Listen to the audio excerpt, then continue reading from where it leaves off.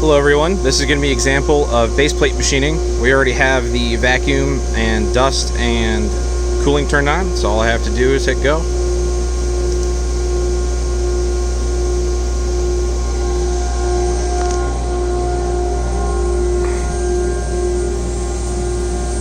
So the first thing it's going to do is it's going to start boring some holes.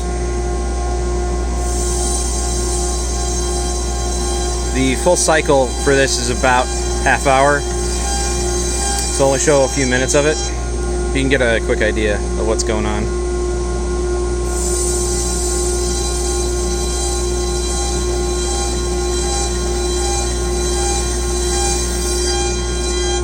You see the dust collector is working well, the helical rampant is working well.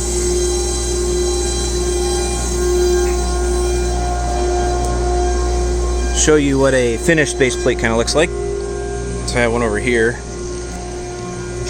underneath that, but this is a finished plate underneath here. So you can see we've got the engraving, and then you can see here we have the holes.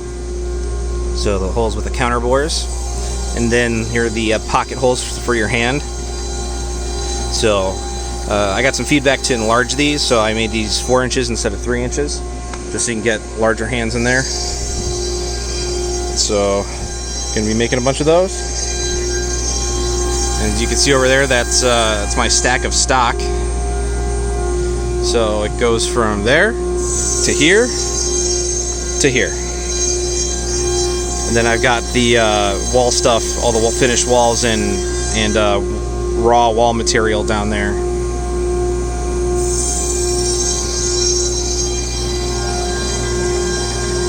Making holes. Yeah, that 3-phase spindle really makes the difference. And of course leveling. So there you go. That's how to make a base plate. Thanks for watching.